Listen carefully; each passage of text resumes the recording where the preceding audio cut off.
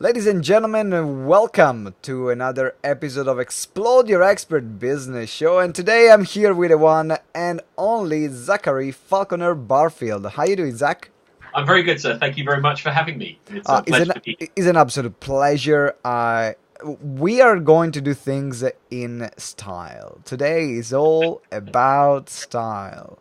You know, I'm Italian. I love style. It's something that is in me, in one way. So when you put it in the description of the show, we're talking about entrepreneurship and with style. I'm like, ooh, that's a spicy topic. I like that. So Zach, what got you to become passionate about style, entrepreneurship? What's your journey? I'll try and keep it relatively short because I could probably talk for most of your show on my journey here. Very simply, I was a very sick child when I was growing up. Till I was about 10, I spent most of my life in hospital, and I was very ill during my teenage years. So I didn't have a great schooling, and I also realized quite early on that I wasn't going to have a normal career.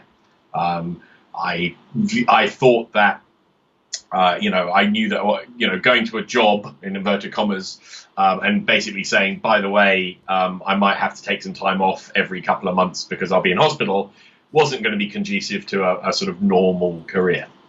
My family, especially my mum's side of the family, were, nowadays we call them entrepreneurs. Those days they were just business owners. I like the way that terminology has changed in the last sort of 30 years. You know, my grandparents were business owners. Now they'd be entrepreneurs, but it's just it's semantics. Yeah.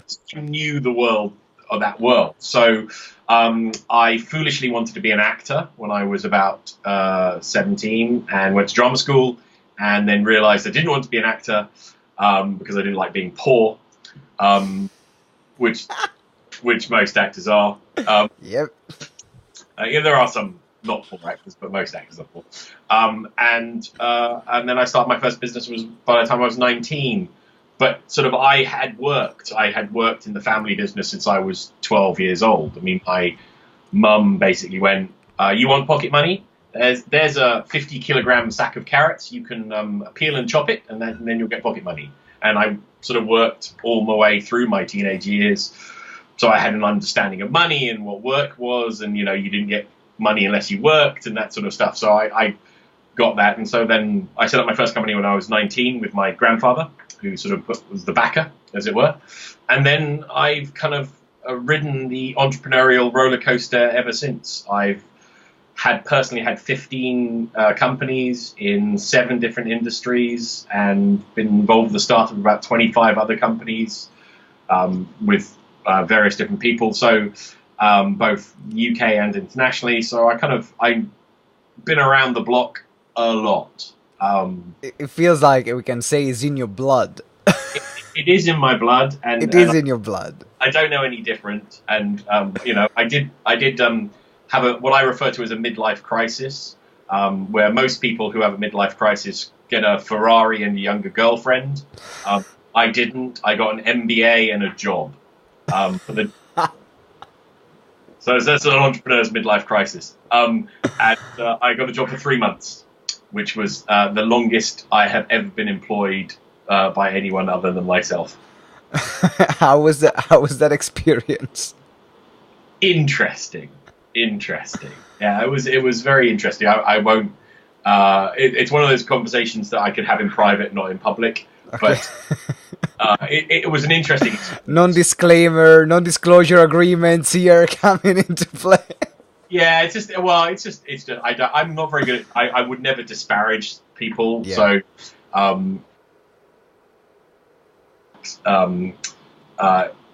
it would have been different. Because it was quite a relatively small company, it was okay. Not an entrepreneurial company. Not an entrepreneurial company. And how about your first business? You said that you started your first business with your grandfather. Yeah. What business was it? You're going to laugh. It was a labor subcontractors. So basically, we put laborers onto all the ones that the people that everyone hates, on the motorways and digging up the roads. So we were supplying labourers onto those big companies, big contracts. And at the time, because this is quite a while ago, this is 30 years ago, they were all Irish. So now they're all sort of Polish and Eastern European. When I did it, they were all Irish. So yeah, we had a lot of people on the books at one point. So it was fun. It was an interesting experience. I learned double entry bookkeeping.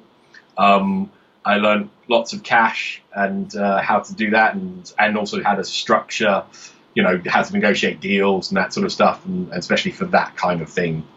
So yeah, it was. It sounds like was almost like a recruitment agency that you had. Sort of. It was more like a placement agency. A placement agency. The reason why I'm asking it is because one of the businesses that we have is a recruitment agency. So we do sales training for recruitment agencies, and also we do a bit of rec to rec, so placing recruiters for recruitment agencies.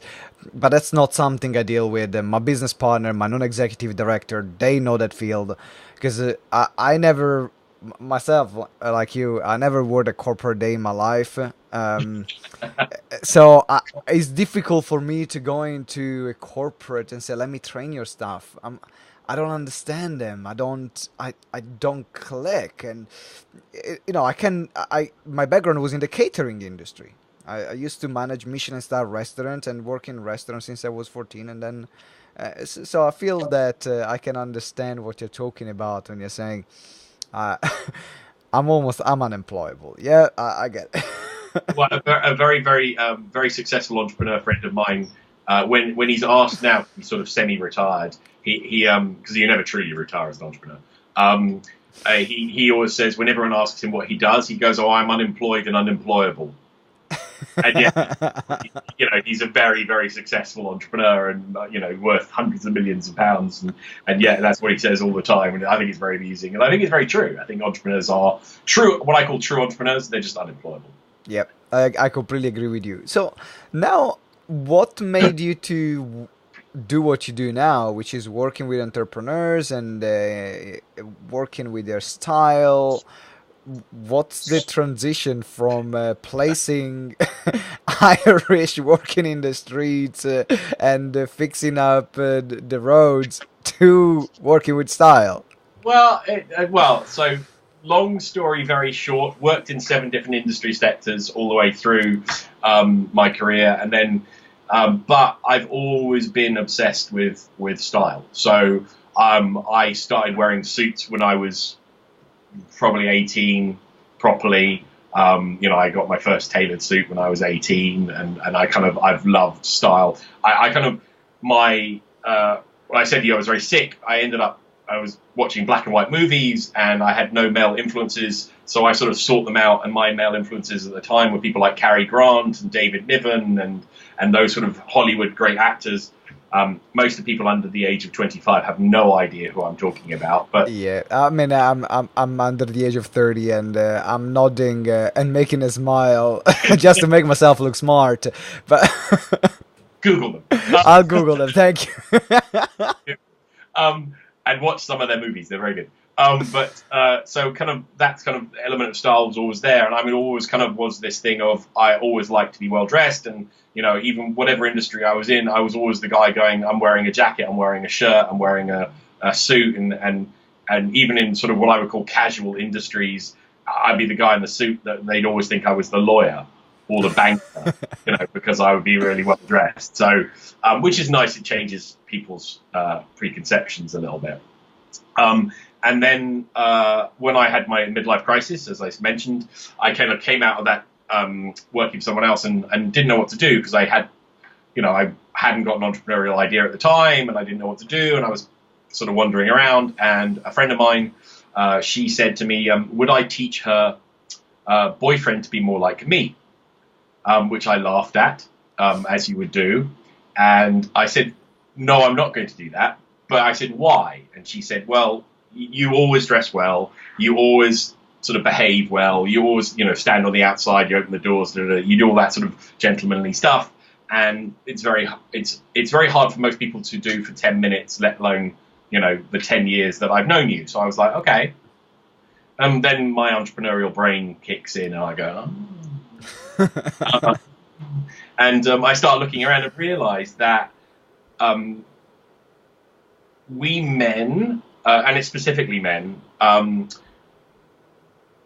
taught certain skills anymore. So, and there's nowhere really for us to learn them. So, if you go, women have a sort of two things. Women have a lot of media about what to wear, how to wear it. There's hundreds of magazines about it. There's lots of websites. There's loads of YouTube tutorials. There's lots and lots of information about that. That when they socialize, they will say stuff to each other. Oh, don't wear that. Oh, that looks great on you. Where did you get that? For men, we have a couple of men's magazines, but both are pretty much basically advertising blocks for promoting very expensive items of clothing, which most men can't own or wear. Or afford. Or we have or a lot of watches. Or a lot of watches. It seems that the only thing we can wear are watches. Yeah. Don't get me wrong. I love my watches. I got about like 6 or 7, because is my little like jewelry thing that I love. But everyone has their thing. And also men don't know where to go. They don't know what to do. There's no peer group telling them. You don't stand around in a pub going, you shouldn't wear that jacket. It doesn't flatter your waist, And we don't do that, and therefore we don't know. And also the other thing is men are quite egotistical, and they don't want to know what they don't know. In other words, they don't admit they don't know something. That's that old adage of a man and woman in a car driving along, and why don't you look at the map? I don't need the map. I know where I'm going. And that's the kind of thing most men go, I don't need to know style. I know style. And unless you've been taught it, you don't. It's like anything in life. Unless you learnt it, or you really are naturally gifted, you just don't. So that's kind of where it started from. Gentlemen, and we sort of we teach men to be gentlemen, and part of that is style, romance, manners, all that sort of stuff as well. And that's kind of where it stems from. And I think style is incredibly important. And people sort of go, and I go, no, it isn't, because first impressions matter. Yeah, it absolutely, it does. And now I want to dive deeper into some strategies or some ways of behaving or ways of dressing that are applied to men in business. So context is business. Yeah, context is business. Well, business is the easiest because most men, the biggest thing men struggle with is casual, right? So the most thing men struggle with is casual. Yeah, it's true. Most men struggle with. Put my hands up. Yep. I'll just do a very quick sidebar on casual. I don't own a pair of jeans.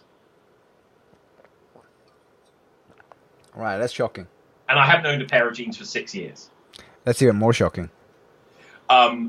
Because I think it's lazy dressing. Because men will automatically just go, I'll put a pair of jeans on. Rather than thinking, okay, I've got to put trousers on, or I've got to put something else on, or I've got to think about what I'm wearing. Jeans would make you lazy. That's a very interesting point of view. Never heard about something like that. Yeah. So that's kind of why I kind of. So I'll give you a benchmark of that. So business is relatively easy. So my thing is first impressions matter. First impressions count, right? And you never know who you're going to meet. So you have to put your best first impression out at any time, whether it's walking to the street to pick up a packet of cigarettes or a carton of milk, or you're going off to dinner, or you're going off to business meeting, or whatever it is. You don't know who you're going to meet, so you should dress appropriately and stylishly every time you step outside the house. And I know that sounds really weird, but you look at women and you look at especially female celebrities, they do that. You know, there's not a time that, you know, walking outside the house. We get photos in magazines going, oh my God, she's not wearing this. We never get that for guys. We just kind of get expected to look like we're a snob. So, yeah, you know, that expectation level is there. Which, I mean, I know it's wrong in one sense, but it's that kind of big, well, how come we aren't expected to? Well, just generally men are snobs. You know, so that perception bit has to change for men as well. I think, you know, just going sniff, sniff, oh, this T-shirt works, I'll put it on, you know, is not good enough. So that gives you some basics and some context. But so for business, I always say dress smartly, dress stylishly, dress well, and that means I'm not saying you have to wear a suit and a tie for everything that you do. That's not, you know, that's my style, and it's kind of the pinnacle of it, if you like. But, you know, you might not be job appropriate. But it's about getting the right form, the right fit, and the right fabric. So in other words, wear the things that are appropriate. If it is a place where, you know, it's more casual, put on a pair of trousers and a collared shirt. You don't have to wear a tie. You don't have to wear a cravat like I'm wearing today, or you know. Or if it's slightly more formal, get a nicely tailored suit and wear a shirt. You don't have to wear a tie. You don't have to, and then accessorize. Get some nice cufflinks. Wear a pocket square. You know, make it stand out. You don't have to be the boring guy in a navy blue suit with a white shirt that looks like every other person in the world. You know, you can address it in different ways, and then it's understanding fit. So, for example, don't follow the trend. Find something that fits you. So I'll give you an example at the moment. It's a very trendy thing at the moment to have short jackets. So jackets that sit above your backside. Yep. They suit very, very, very few people. Like 5 to 6% of the male population. It looks weird. I found it looks so weird with some people. It's awful. It looks so bad, and just guys will wear it and they don't think. And I'm like going, "You look awful," you know. And most of the time, it's quite. It's generally bigger guys that wear it, and they just look like an orangutan or a gorilla. Yeah, that's exactly what I was thinking. And you're just like, "Oh, don't do it." And then things like my other favorite is they get the jacket a little. Everyone wants a slim fit. They think that they're going to slim into their jacket. Like their rib cage is suddenly going to get slimmer, you know. So not their belly. I'm not talking about the belly. I'm talking about the rib cage, you know. So they want a slim fit jacket, and then they insist on butting it up. And then what happens is you have this pull thing. It feels like they're pulling apart, and then when the least you expect it, then pop. And it's just things like it's just simple things. It's like getting buying a jacket and getting it fitted. So, you know, you don't have to spend a fortune. This is why I talk about all the time. This is not like going to a Savile Row tailor and spending £4,000 on a suit. You don't have to do that. You can go to a high street brand. In the UK, we're talking TM Lewin or something like that. Spend a couple of £100 on a suit, and then go to a tailor and have it fitted to you. And that will cost you between £40 and £50. Yep.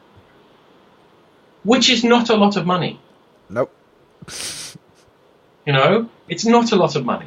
So you can get it fitted a little bit better for you, so it doesn't look like it's just fallen off the rack for you. If you're very, very lucky, you can find a suit that fits you, and certain brands will fit you better than others, and it's find out what works for you. I always say, initially when you go shopping, go with a female friend of yours that you don't like or don't fancy. You're not in a relationship with. It's really important. Yeah, because first of all, that detail. Well, it is because you want someone that you trust, but you don't have one you're not interested in, because then you'll be embarrassed. But if they trust you and they kind of go, oh, okay, that suits you, that doesn't suit you, because women have a better eye for these things than most guys. So these are my just basic tips. And also find colours that work for you. The other thing about guys is we kind of don't realise that certain colours work for certain skin tones, and and hairstyles and eye colors, and you need to try it and find out what works for you. There's no point. I look awful in green, so I never wear green. Blue suits me and purple suits me. But it's that sort of thing. It's like, try it, figure it out, then don't. If it doesn't suit you, don't wear it. So I'll give you a very small statistics. One of my favorite statistics. So clothes returns. So people who return clothes. Yes. Mm-hmm. Both online and in store, women return between 40 to 60% of their clothes. Mm-hmm. Yeah. What's the male statistic? Do you think? 5%?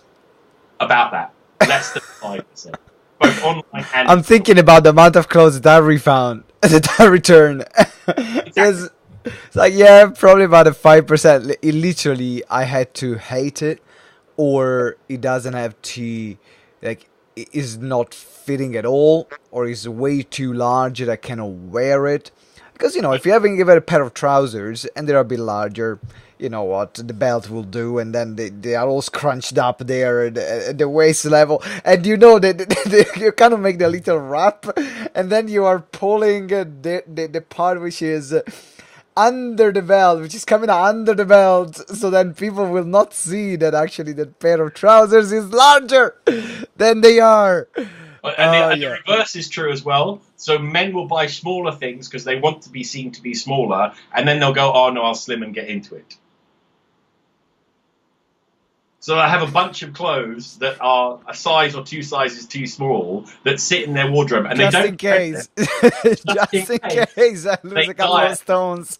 Yeah, and it's true, and it's universal. So that's but the why is very important. The why is because we have bias, we have unconscious bias.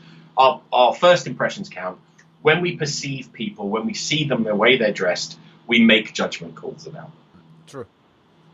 So my thing is, especially as an entrepreneur, especially as in your business, you want to be the best first impression that you could possibly make. Why I have a question, right? I have a burning question right now, because sure. I'm thinking, I'm very selfish, so I'm thinking about my situation, and I love doing this podcast because I always get free advice. Yes. Now, I love wearing suits. Everywhere I go, I wear suits. In particular, a 3-piece suit. I love my 3-piece suit, no tie.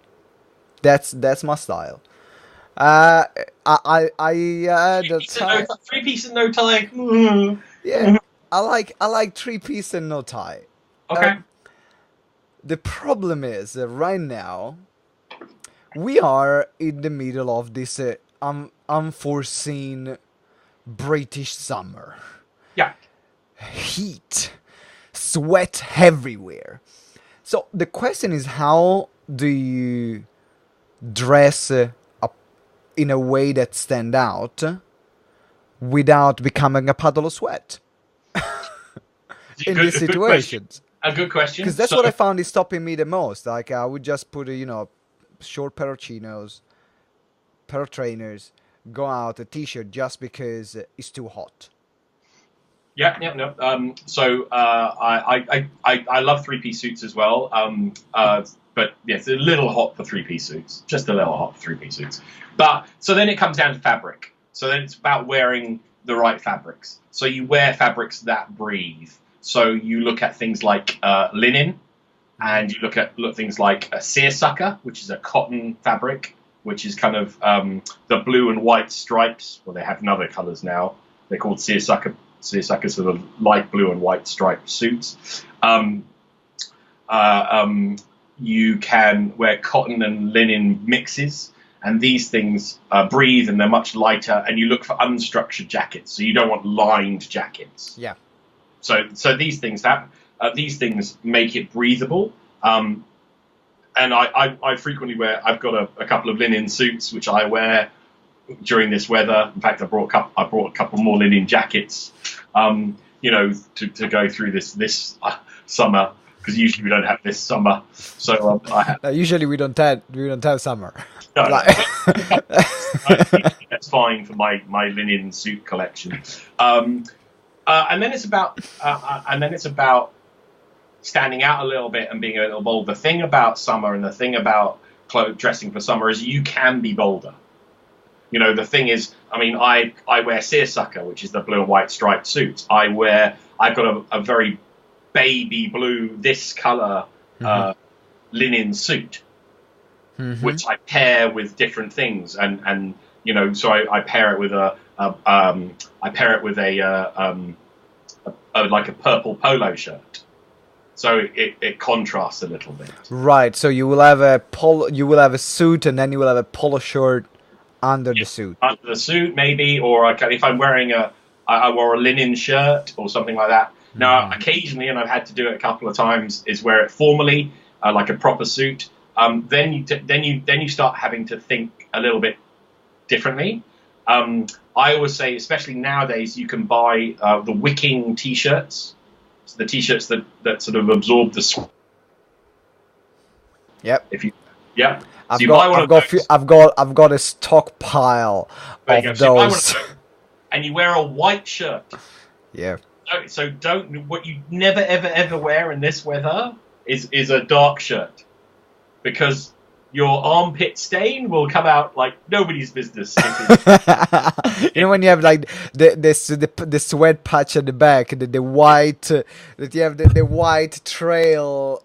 Exactly. Yeah. So that's why you only ever wear white shirts. You have a little wicking shirt underneath. You only ever wear white shirts. The stains don't come through as visibly, and it's much clearer. And just get lighter fabric suits.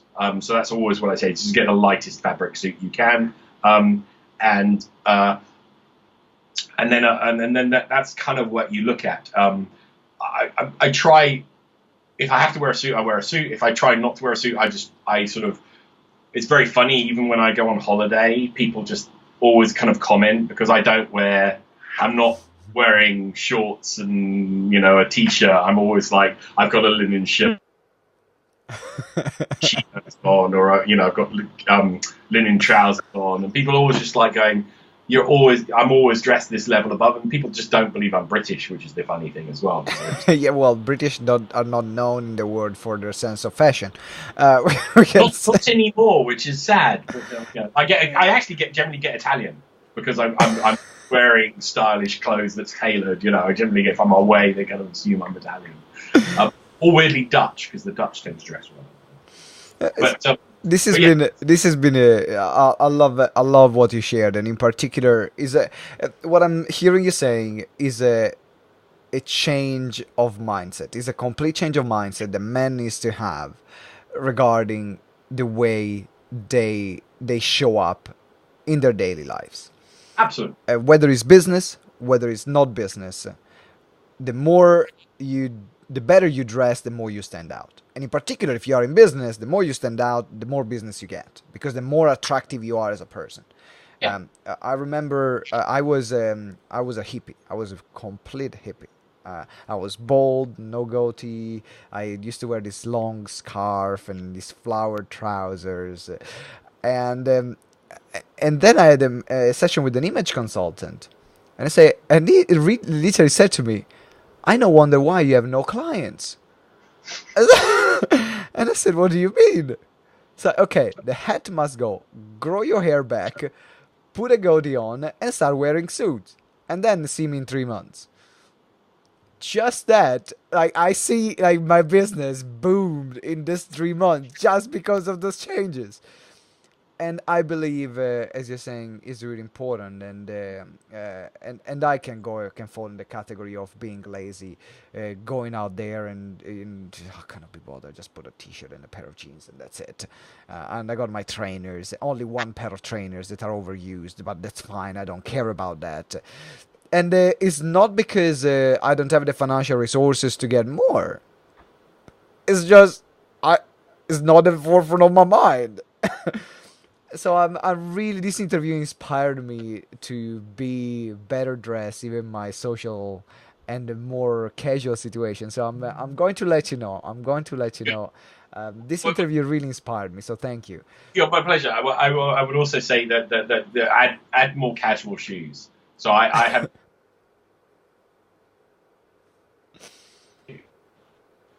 So, and summer shoes and winter, normal leather shoes and summer shoes as well. I have the trainers I have only go to the gym and back, and that's it. I do not train outside the house. Wow. That's of course, you are in the right business. I can say we always think in the expert field, in the expert sector, you got to walk the talk. Hey. But I mean, I do understand that people have specific job requirements, but I think that you should dress the best that you can within the situation that you are. Yeah, if you are mining a mine, maybe a suit is not appropriate. Which, shall I tell you an interesting statistic? So not business related, but dating related. Statistics: 78% of women around the world, globally, prefer men dressed in a suit.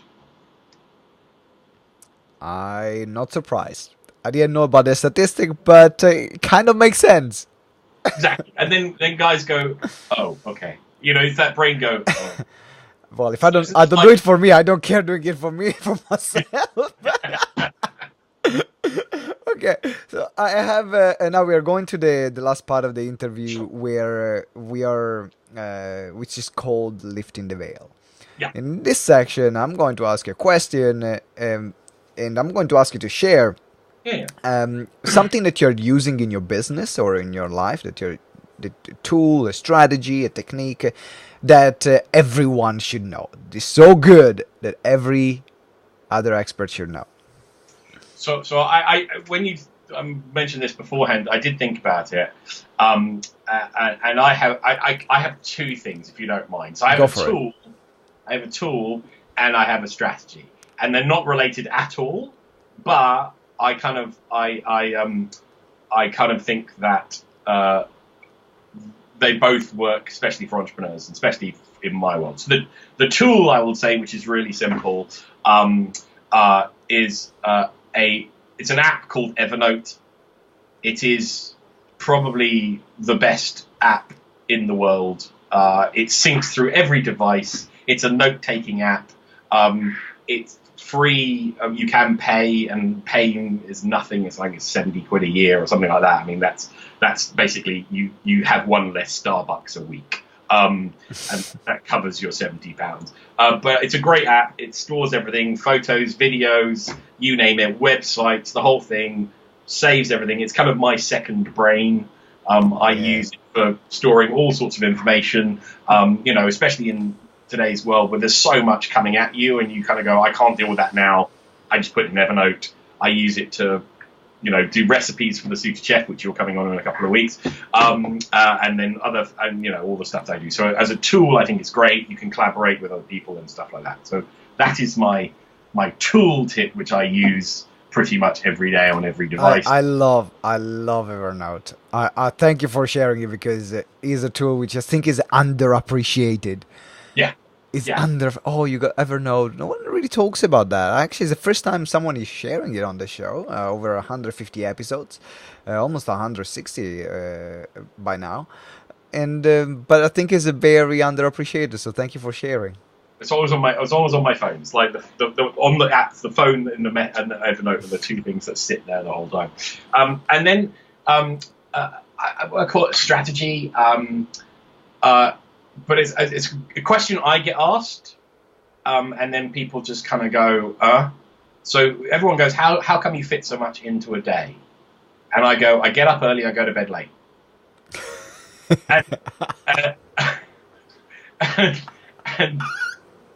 and people just go, I'm just like, I get up early, I go to bed late. And they're like, it's entrepreneurship. I'm like, if you are really, what I call a true entrepreneur, you really do it. You're busy. You're always doing stuff.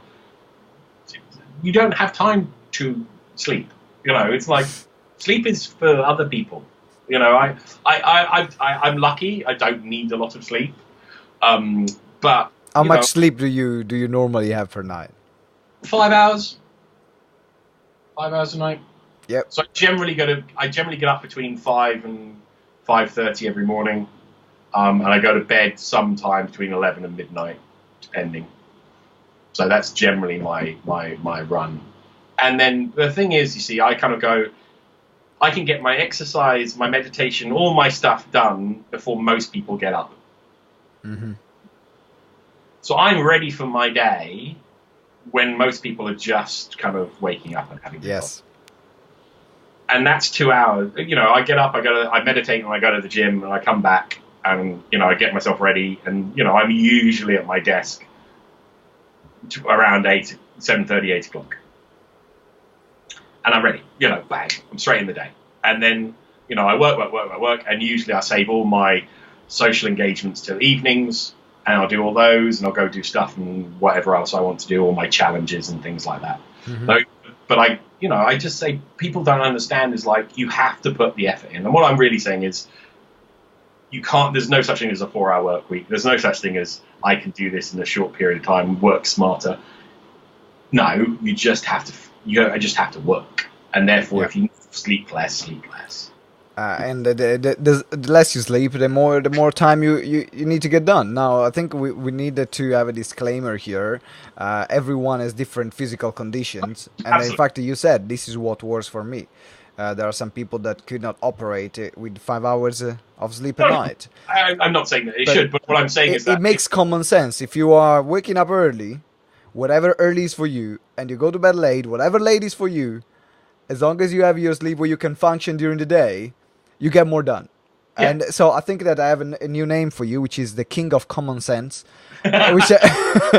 which you can proudly show on your website right now, called by Simone Vincenzi, the King of Common Sense. Like someone would care about who I am and what I do. But I think it's something that is a common thread that I found in this interview. It felt like, it makes sense. Well, as my grandfather used to say, common sense isn't common. His sense. it's just sense. It's just but sense. I think it's very interesting. I sorry, sidebar issue, but I do like Gary Vaynerchuk. Yep. Don't like his swearing all the time, but that's just me. I'm British, and constant swearing is a bit worrying. But I do like him because he's probably one of the only people I've heard in recent times who tells it like it is. Because I get very fed up with a lot of people selling the dream. Yeah. And going, well, actually, I've been doing it for 30 years. And I've done this the whole time. And I know that some of the reasons I've done that as far as an entrepreneur is concerned. But it's just not rocket science. It is really simple principles make you successful. Mm-hmm. And people just don't realize that. People just kind of want the quick fix. They want they want to be spoon fed. They want this. And I'm like, it doesn't work like that. Never works like that. You and I, as you said, you started off in restaurants. I started off in restaurants. But I bet you've had a slightly different journey to where we are now. But I can probably say, okay, we've done this points in our life, and we've learned those lessons. Absolutely. And what happens is, if you don't learn them, you don't learn them. Yeah. I can tell you what's going to happen, but you'll just go, yeah, Zach. Until you get hit by the flying brick, you don't go, oh yeah, there's the flying brick. No, I was having a conversation with a really smart man called Ben Chai, and he was saying, I was delivering a seminar, and he was there in the audience, as he was also one of the speakers. But at the moment, he was listening in the audience, and he said, "Aren't we by mentoring people and by coaching them? Aren't we robbing them from the life experiences that made us who we are?" And I can see his point. Don't completely agree with that. In fact, we had a good conversation because I think that, I'm who I am because also the people that help me out, and I'm as in the things that I'm able to do, I'm competent in doing. I'm helping out other people. We don't need to reinvent the wheel from scratch, and someone is making a mistake, not even saying you're making a mistake.